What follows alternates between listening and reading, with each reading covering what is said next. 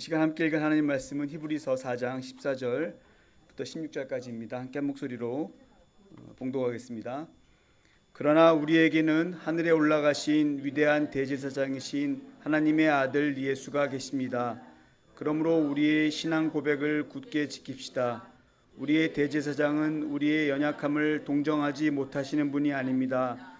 그는 모든 점에서 우리와 마찬가지로 시험을 받으셨지만 죄는 없으십니다. 그러므로 우리는 담대하게 은혜의 보좌로 나아갑시다. 그리하여 우리가 자비를 입고 은혜를 입어서 제때에 주시는 도움을 받도록 합시다. 아멘. 이 시간 동정하시는 대제사장이라는 제목으로 손봉호 장로님께서 말씀 전해 주실 때 큰 은혜 받으시기 바랍니다. 나오실 때 큰 박수로 환영하겠습니다.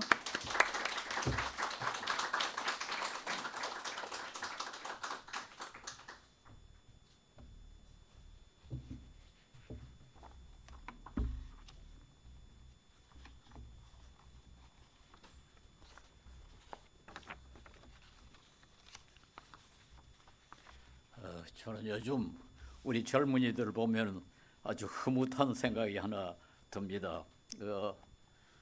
저희가 젊었을 때는 어떤 점에서 너무 찌들려 살았어요. 뭐 상황이라서 그런지 모르지만 모두 기가 죽었고, 특별히 외국인에 대해서, 미국 사람에 대해서는 뭐 좀 비굴할 정도로 비겁했다, 이렇게 말할 수 있는데, 요즘 우리 젊은이들 보니까 그게 전혀 없어가지고 정말 보기가 좋습니다. 그때는 뭐 6.25 전쟁 같은 것이 일어나가지고 미국이 도와주지 않았더라면 우리는 완전히 공산화 됐을 것이고, 또 미국 사람들이 원조하지 않았더라면 아마 상당수가 굶었을 것입니다. 그러니까 우리는 뭐 기가 죽을 수밖에 없죠. 그러니까 어떤 면에서 조금 비굴할 정도로 이제 미국 사람만 보면은 참 아주 어떤 의미에서 뭐 좋은 면에서 겸손하고 좀 나쁜 의미에서는 비굴하게 그렇게 행동했다고 느낍니다. 저는 성경을 읽으면서 바울 사도는 대단히 자존심이 강한 사람이다, 이런 느낌을 받았습니다. 고린도전서 9장 15절에 보면 특이한 구절이 하나 있어요. 차라리 내가 죽는 편이 낫겠습니다. 아무도 나의 이 자랑거리를 헛되게 하지 못할 것입니다. 이게 무슨 소린지 좀 이상하지 않습니까? 차라리 죽는 게 낫겠다. 이 자랑거리가 있는데 이 자랑거리를 포기하려면 차라리 죽는 게 낫다.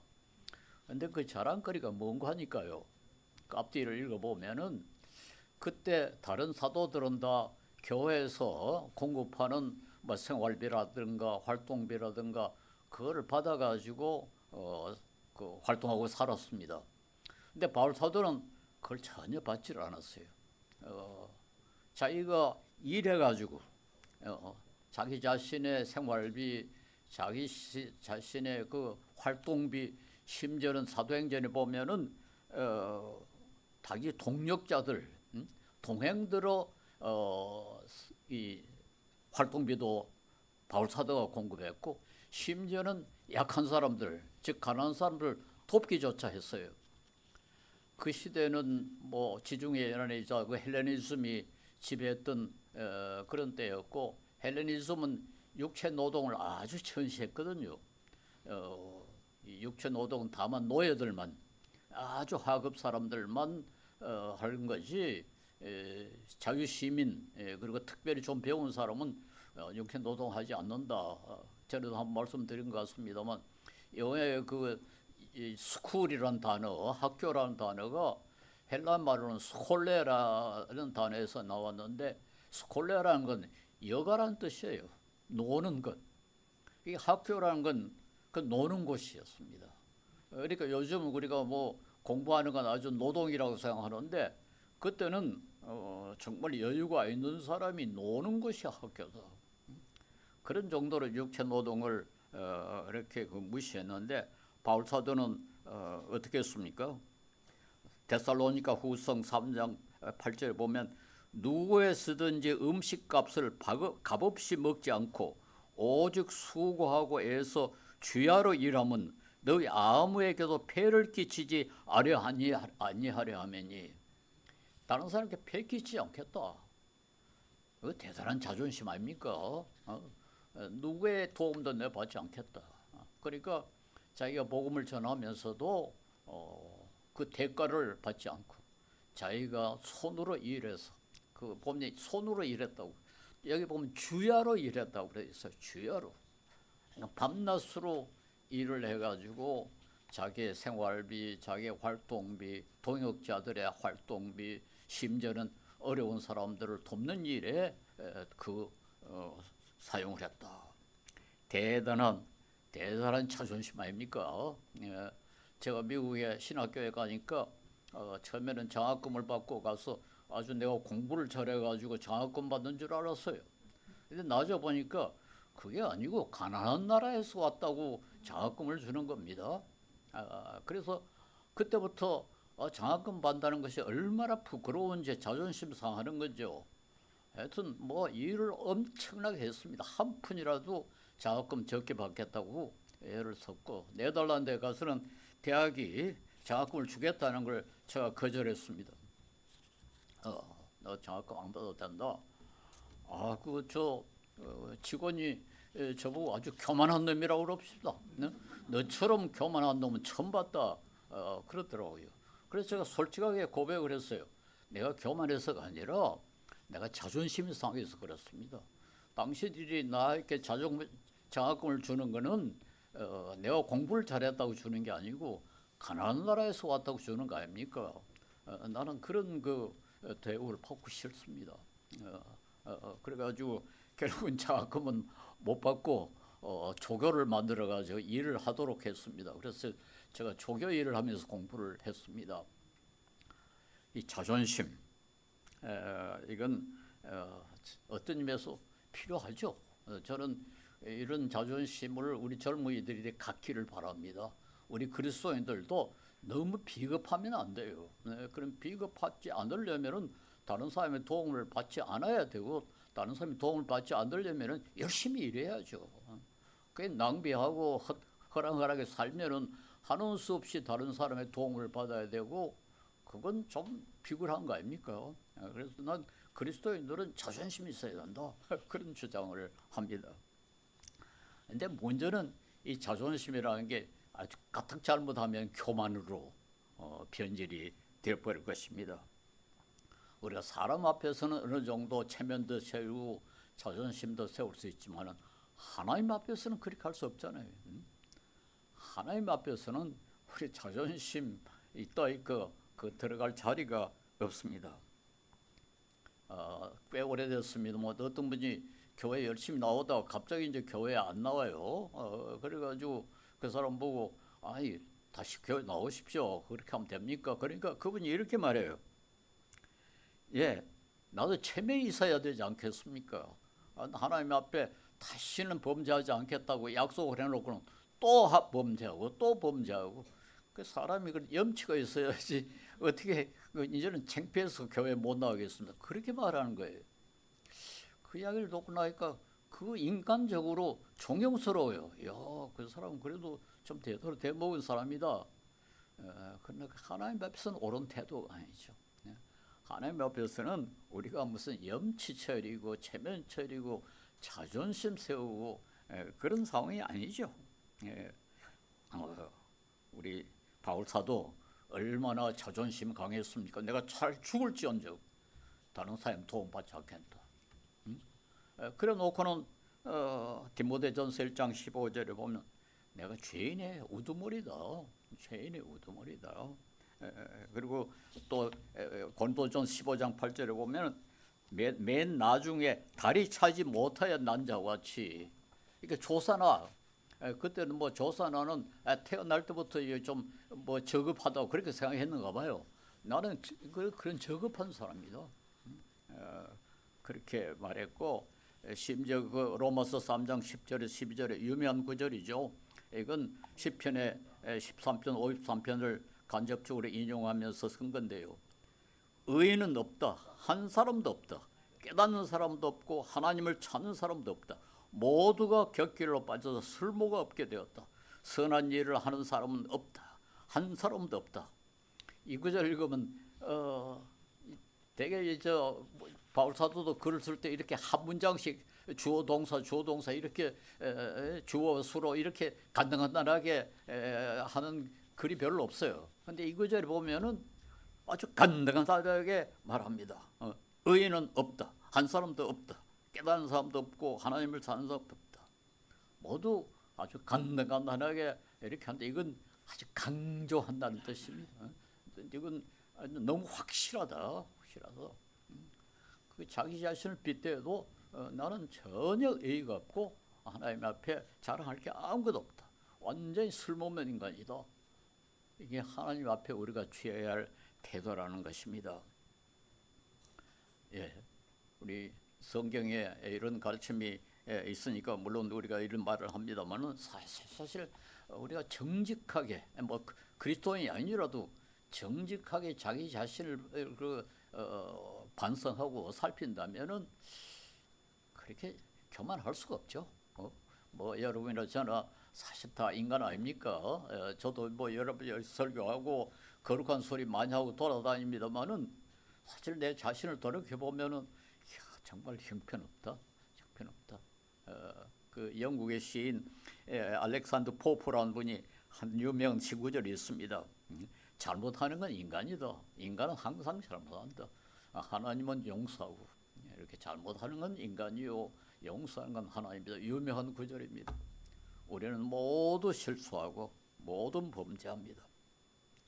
그래서 하나님 앞에 우리가 취해야 할 태도는 아이고 뭐 차마 어떻게 말하겠습니까 하는 그게 아니고 그저 우리를 불쌍히 여기소서. 우리를 불쌍히 여기소서. 이것이 우리의 태도입니다. 마태복음 9장에 보면은 그 시각장애인 두 사람이 그 예수님이 지나간다는 소리를 듣고 달려오지 습니까? 그리고 나는 소리가 뭡니까? 우리를 불쌍히 여기소서. 불쌍히 여기소서. 근데 성경에 보면 큰 소리로 옛날 번역에 보면 소리 질러 가로되 아마 주위에 다른 사람이 좀 조용해 그랬을 거예요. 그런데 뭐 그게 무슨 염치코치차를 저런 상황이 아니죠. 그러니까 큰 소리로 우리를 불쌍히 여기소서. 마태복음 15장과 17장에 보면은 귀신 들린 자식을 둔 부모들이 예수님께 나와서 우리를 불쌍히 여기소서. 그게 뭐 염치코치차를 수가 없어요. 내가 이래도 되나? 그게 좀 점잖지 못하지 않나? 예의를 좀 지켜야 되지 않나? 그런 거 없어요. 그냥 무조건 뛰어와가지고 다른 말 할 거 없이 우리를 불쌍히 여기소서, 불쌍히 여기소서. 예, 우리는 그때 정말 참 얼마나 무력하고 얼마나 우리가 참 형편없는 상황에 처해 있는가 하는 것을 알 수가 있습니다. 그런데 오늘 본문의 14절에 보면은 예수님을 대제사장이라 그렇게 부릅니다. 대제사장. 제사장은 성전에 제사를 드리는 사람인데 자기를 위해서 제사 드리는 게 아니고 백성을 대신해서 제사를 드리는 사람을 제사장이라고 부릅니다. 그리고 또 특별히 예수님은 제사장일 뿐만 아니라 자기 자신이 제물이었어요. 그렇죠? 자기 자신을 바치는 대제사장입니다. 아주 독특한 제사장이라는 것입니다. 그런데 15절에 보면은 이 대제사장, 아주 독특한 예수님 대제사장은 우리의 연약함을 동정하시지 못하는 분이 아닙니다. 즉 우리의 연약함을 동정하신다 이렇게 되어 있어요. 동정. 오늘은 이제 동정에 대해서 한번 생각을 해보겠습니다. 동정이라는 게 우리 한문으로 보면 같이 느낀다 하는 거 아닙니까? 다른 사람이 아플 때 나도 같이 아파하고, 다른 사람이 슬플 때 같이 슬퍼하고, 다른 사람이 기쁠 때 같이 기뻐하고, 이런 게 동정이거든요. 그래서 예수님은 우리의 기쁨과 우리의 슬픔을 같이 느끼신다 그런 뜻인데, 근데 이 헬라 말로 동정이란 말, 뭐 영어로 아주 그대로 건져온 겁니다. 영어 심파시라는 말이 헬라 말로 심파사이란 뭐 그대로입니다. 심이란 말은 가치이란 뜻이고 심포니 뭐 할 때 우리 심이라는 단어를 쓰잖아요. 그 심이거든요. 그 다음에 파토스라는 단어, 이건 감정이란 뜻도 있고 동시에 고통이란 뜻도 있습니다. 그 바하의 칸타타 가운데 성 마태의 순환곡이라는 게 있어요. 순환곡. 근데 그걸 갖다가 세인트 매튜스 패션이라고 그래요. 패션이란 말이 파토스를 갖다가 그대로 가져온 거거든요. 그 패션이라는 단어가 감정, 격정이란 뜻도 있지만은 고통이란 뜻도 있는데 헬라 말로 파토스란 것도 그렇습니다. 감정이란 뜻도 있지만 고통. 그래서 동정은 같이 기뻐하는 것도 물론 동정은 동정이죠. 같이 느끼는 거니까. 그러나 더 강한 것은 뭔가니까 같이 아파한다. 같이 아파한다. 요즘은 그 영어에 새 단어를 만들어가서 empathy라고 그런 단어를 써요. 그런데 그 옛날에 이 단어가 없었습니다. 이 19세기, 20세기 들어와서 이 단어를 만들어가지고 요즘은 empathy를 옛날에 sympathy, 동정과 같은 의미로 쓰는데 우리말로는 감정이입이라고 그렇게 번역을 합니다. 그러나 옛날 뭐 성경이나 19세기 이전에는 모두 그 동정이라는 말을 사용을 했습니다. 같이 느낀다 했습니다. 예, 같이 느낀다. 보다 더 중요한 것은 같이 아파한다, 같이 괴로워한다 그런 뜻을 갖고 있어요. 제가 대학 다닐 때 그 이승만 대통령이 독재자라고 국민들이 많이 그 비판을 했습니다. 그러면서 만들어낸 소리가 뭔가 하니까 어떤 장관이 이승만 대통령한테 가서 우리 국민들이 배가 고프다고 그럽니다. 그러니까 이승만 대통령이 말하기를 그 사람들은 먹으라 그래. 먹지도 않고 왜 자꾸 배고프다 그래. 그랬다고 돌아다녔어요. 물론 만들어낸 이야기죠. 뭐 그럴 수는 없죠.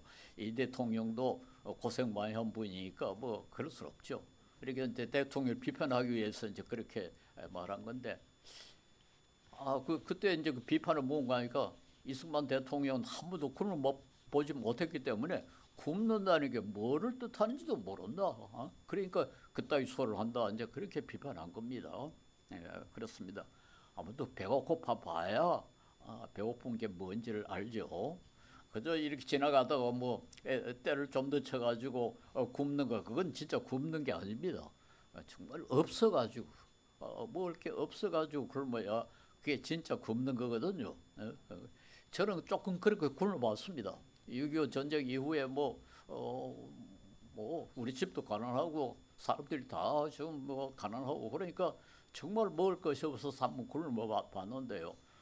그거 단순히 배가 고파서 힘든 게 뿐만 아니라 그 열등감이랄까 좌절감이라든가 그게 대단합니다. 그래서 지금도 저는 굶는다 그러면은 조금 기분이 이상해져요. 얼마나 힘들겠나. 여기 이제 동정의 뜻이 있죠. 동정의 뜻이 있죠. 동정이라는 것은 물론 우리가 아주 너그러운 마음으로 마음이 넓은 사람이 감당할 수 있지만은 자기가 직접 고통을 겪어봐야 제대로 동정할 수 있다. 이제 그렇게 말할 수 있어요. 제가 이런 이야기를 해서 될지 모르겠습니다만 제가 이 초등학교 다닐 때 경험한 것을 한번 말씀드리겠습니다. 지금 계절 좀 돼서 비가 줄줄 오는 날인데 그날 학교에서 좀 어떻게 하다가 저 혼자서 이제 그 집으로 오고 있었습니다. 한 2km 되는 곳에서 이제 그 혼자 들판을 걸어오는데요. 어떤 젊은 부인이 아기를 업고 뭐 허둥거려요. 그런데 아기 그 여름인데 아기를 완전히 덮어 씌워가지고 업고 있으면서 울고 있어요. 울면서 뭐 날 보고 토송동으로 가는 길이 어디냐고 그렇게 물어요. 그 토송동이라는 게 저 북쪽에 우리 동네에서 한 3, 4km 떨어진 그 동네인데 그 동네에 가는 게 어느 쪽이냐고 자기는 지금 어느 쪽으로 가는 동서남북을 좀 구분을 못하고 막 허둥거리고 있어요. 그래서 저쪽으로 이쪽입니다. 그러면서 막 울고 있기에 그래도 좀 뭐 인사 겸 왜 우십니까? 그랬더니요. 내가 입고 업고 있는 아이가 죽었다. 그러면서 막 그 하소연을 하는 거예요. 애가 아파가지고 지금 뭐 그때는 의사가 있습니까? 약이 있습니까? 뭐 자기 나름대로 애를 쓰는데 애는 점점 나빠지니까 병원으로 가봐야 되겠다고. 거기서 병원으로 가려면 우리 마을을 거쳐가지고 한 또 2km 20니까 8km죠. 8km를 더 가야 안강이라는 도시가 있는데 거기 이제 병원이 하나 있었어요. 그러니까 병원으로 좀 아기를 업고 가는 길이었습니다. 근데 가다가 아기가 죽은 거예요. 그래서 막 울면서 그렇게 저쪽으로 가시라고 뭐 어떻게 할 도리가 있습니까? 그리고는 집에 와서 우리 어머니께 이제 그 이야기를 했어요. 길가에서 이런 일을 맞았다. 그리고는 잤는데요. 그날따라 밤새도록 비가 왔습니다. 근데 그때는 제가 평소에 늘 우리 할아버지하고 같이 잤는데 그날은 어떻게 하다 우리 어머니한테 같은 방에서 잤는데 뭐 새벽이나 돼가지고 무슨 소리가 나서 깨보니까 우리 어머니가 울고 계세요. 막 소리를 내면서 막 울고 계세요. 그래서 제가 놀라가지고 왜 우십니까? 그러니까요. 그 애기 엄마가 너무 불쌍해. 애기 엄마가 너무 불쌍해. 그래서 밤새도록 우신 겁니다. 근데 왜 우리 어머니가 그랬는가 하니까 우리 어머니는 물론 뭐 동정도 좀 많으신 분이고 그렇습니다만 그 전 겨울에 내 동생이 죽었거든요. 그런데 그 동생이 죽고 얼마나 애통해 하는지 참 보기가 딱할 정도였습니다. 그런데 막 산에 그 가까운 산에 묻었는데 새벽에 눈이 오는 날 막 그 애기 묘로 달려가고 그렇게 하셨어요. 그렇게 자기가 그런 고통을 당했기 때문에 이 부인이 너무너무 불쌍한 거예요. 그래서 밤새도록 주무시지도 않고 그렇게 우시는 것을 봤습니다. 예수님이 우리의 고통을 동정하실 수 있는 것은 본인이 고통을 당하셨기 때문이다. 인간이 당할 수 있는 고통은 예수님이 다 당했다. 이렇게 말할 수 있습니다. 재판도 얼마나 억울합니까? 요즘 뭐 우리나라에 그 재판 억울하면 뭐 2심, 3심, 뭐 심지어는 뭐 헌법소원까지 하고 그러지 않습니까? 그 억울한 거 참 견디기 힘듭니다. 그런데 예수님의 재판은 역사상 가장 불공정한 억울한 재판이었습니다. 배신을 당했습니다. 뭐 호산나하고 환영하던 군중이 나중에 십자가에 못 박아서서 꽝을 치고요. 심지어 자기가 가장 아끼던 베드로조차도 배신을 하고요. 온갖 모독을 당했습니다. 그 로마 군인들부터 침뱉음을 받고 막대기로 뭐 때리고 그리고 육체적인 고통 이 채찍질 하더라 성경에 그렇게 기록이 되는데 그 채찍질이라는 게 어떤 거냐 알아봤더니요. 가죽끈에다가 이 쇠 조각을 묶어가지고 때리는 거래요. 그 때리면은 살점이 뚝뚝 떨어져 나간다고 그럽니다. 그런 채찍질. 그리고 십자가는 인간이 개발한 형틀 가운데서 가장 지독한, 가장 못된 그런 형틀이었습니다. 그래서 로마 철학자 키케로라는 사람 바로 예수님보다 한 100년 전에 산 사람입니다만 이 철학자인데 이 사람이 쓴 글이 지금도 남아 있어요. 로마 시민은 십자가에 달리지 말아야 할 뿐만 아니라 어떤 로마 시민도 십자가에서는 처형되지 말아야 된다.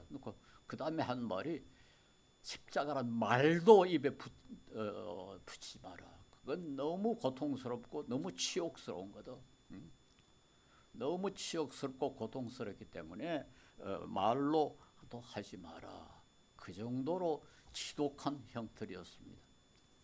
그러니까 우리가 뭐 고통하지만은 예수님이 당하신 고통은 아무도 겪어보지 못했습니다. 그러므로 우리가 어떤 고통을 당해도 예수님은 동정하실 수 있다. 우리 어머니가 그 젊은 애기 어린 젊은 어미를 그렇게 불쌍히 보고 밤새도록 웃었지만 예수님은 그보다 더 심각한 그런 고통을 당했습니다. 그러므로 예수님은 우리의 고통을 동정하실 수 있다. 동정하지 못하는 분이 아니다. 다른 말은 우리의 고통을 동정하실 수 있다. 그러므로 그의 위로는 다른 사람의 위로하고는 다르다. 근본적으로 다르다. 한 3, 4년 전에 돌아가신 우리나라 아주 꽤 유명한 신학자가 계신데요. 한철아 박사라고 혹시 아시는 분이 있을 겁니다만 우리나라가 배출한 신학자 가운데 뭐 가장 말하면 유식하다 할까요? 뛰어난 신학자 가운데 한 분인데요. 이분이 아시아연합신학원이라고 거기 저 외국 학생들을 신학 교육시키는 곳에 저도 좀 도왔습니다. 근데 그분 아들이 대학교 4학년 때 그 제주도에 가서 등산을 하고는 바로 아주 그 더운 여름인데요. 등산을 하고는 바로 바다에 뛰어들어가가지고 그만 심장마비로 죽어버렸어요. 아들 하나밖에 없었는데. 그러니까 아들 하나밖에 없는데 자기는 그 아들 나중에 키워가지고 아주 훌륭한 자기를 대를 이뤄서 신학자를 만들겠다고 꿈이 부풀어 있는데 그렇게 죽었으니 얼마나 기가 찹니까. 그래가지고 저는 거의 매일처럼 장례하기 전에 매일처럼 그 집에 가서 위로하고 그랬습니다. 한 번 몇 달이 지난 뒤에 그 한철아 박사가 저한테 그렇게 이야기해요. 그 손 박사가 그렇게 자주 찾아와서 위로해줘서 참 고맙긴 한데 별로 위로가 안 되더라. 별로 위로가 안 되더라. 그런데 언더우드 박사가 와서 위로하니까 그건 위로가 되더라. 그렇게 말씀하셨어요. 그런데 언더우드라는 분은 여러분 저 우리나라의 그 유명한 선교사 아들이죠. 그저 연세대학교 교수로 지금도 아마 자녀들이 우리나라에 있을 겁니다. 그분은 한국에서 돌아가시고 참 우리나라를 사랑하는 선교사인데 그분도 한철아 박사처럼 장성한 아들을 보냈대요. 일찍이 보냈대요. 그러니까 자기 아들을 일찍이 잃은 그 언더우드 박사가 와서 위로하니까 그건 위로가 되더라. 그건 무슨 말입니까? 저는 그런 처참한 경험을 안 가진 사람이니까 한 박사의 느낌에는 너는 내가 얼마나 슬픈지 잘 모른다. 너는 내 고통이 얼마나 심한지 잘 모른다. 그러니까 건성으로 인사로 얼마나 힘드시겠습니까 해봐야 그건 별로 도움이 안 되더라. 그러나 언더우드 박사가 와서 위로를 하니까 그건 위로가 되더라. 그렇습니다. 예수님이 참 너무 처참한 고통을 너무 지독한 고통을 당하셨기 때문에 예수님은 우리를 동정하실 수가 있습니다. 예수님은 이 세상에 행복한 사람을 위해서 오신 것이 아니라고 되어 있어요. 건강한 사람을 위해서 오신 것이 아니라 병든 사람, 고통받는 사람을 위해서 의사로 오셨다고 마태복음 9장이 말하고 있습니다. 그리고 나는 의인을 부르러 온 것이 아니라 죄인을 부르러 왔다. 행복한 사람을 위해서 온 게 아니라 고통받는 사람을 위해서 위로하기 위해서 왔다. 이렇게 말씀하셨습니다. 그러므로 4장 16절에 보면은 우리는 주님 앞에 담대하게 나갈 수 있다. 그러므로 우리는 담대하게 은혜의 보좌로 나아갑시다. 담대하게. 그건 무슨 말입니까?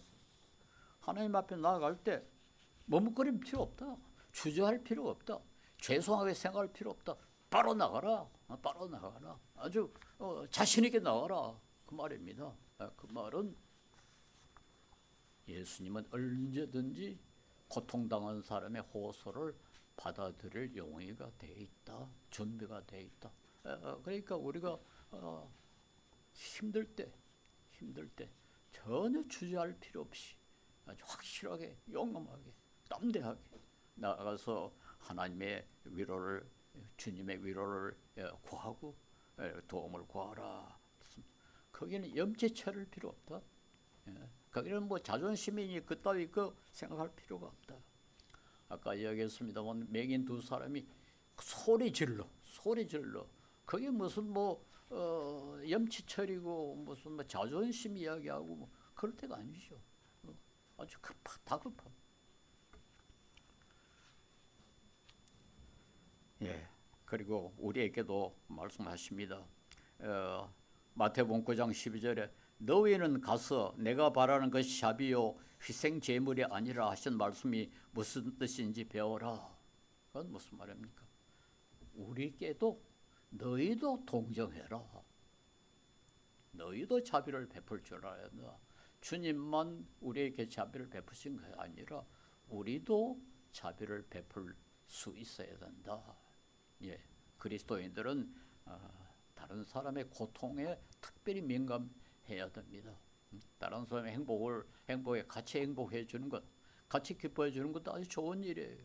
예, 그러나 그보다 더 중요한 것은 고통받는 사람에게 우리도 동정할 수 있고, 그게 바로 자비란 뜻이죠. 누가복음 6장 30절에 너희의 아버지께서 자비로우신 것 같이 너희도 자비로운 사람이 되어야 한다.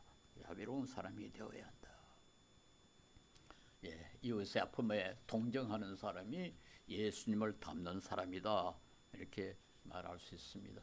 예, 요즘은 다행하게도 우리나라에 이렇게 어려운 사람을 위해서 그 시간을 내고 심지어는 목숨까지 잃는 사람들이 덜어 있어서 참 옛날하고 많이 달라졌어요. 옛날에는 그대로 지나가고 그랬는데 요즘은 그래도 뛰어가서 심폐소생 수술도 하고 그런 사람이 많이 늘어나서 참 감사해요. 사회가 조금 바꿔졌습니다. 저는 이게 참 그리스도인이 그게 앞장섰으면 좋겠다. 우리 예수 믿는 사람들이 마땅히 그래야 되지 않겠는가 그렇게 생각합니다. 그런데 우리가 이 고난 받는 거 아무도 좋아하지 않습니다. 그런데도 불구하고 고린도후서 1장 6절에 말한 것처럼 우리가 환난을 당하는 것도 여러분이 위로와 구원을 받게 하려는 것이다. 바울 사도가 어려움, 고통을 받는 것은 너희의 위로, 너희의 구원을 위한 것이다. 우리가 위로를 받는 것도 여러분의 위로를 받게 하려는 것입니다. 여러분은 이 위로로 우리가 당하는 것과 똑같은 고난을 견뎌내야 합니다. 예, 우리가 물론 아무도 고난을 원하지 않습니다만 그러나 우리에게 고난이 왔을 때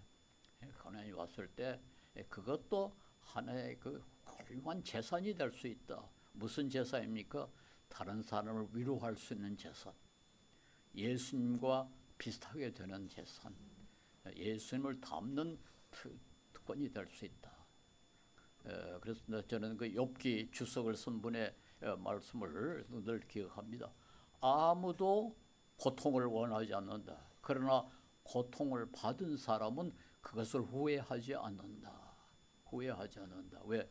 그게 나의 인격을 더 훌륭하게 만들고 다른 사람을 위로할 수 있게 되고 다른 사람에게 도움을 줄 수 있기 때문에 그 고통을 그 자체는 참 힘들지만은 그러나 그걸 원망하지 말고 고통이 생겼을 때 우리는 주님을 생각하고 주님께 가서 호소하고 그리고는 그것을 다른 사람의 고통받는 다른 사람의 고통을 위로하는 재산으로 삼는 그래서 그게 성도에게 그것도 하나의 아주 중요한 자원이 될 수 있다는 사실을 기억하시 바랍니다. 기도하겠습니다.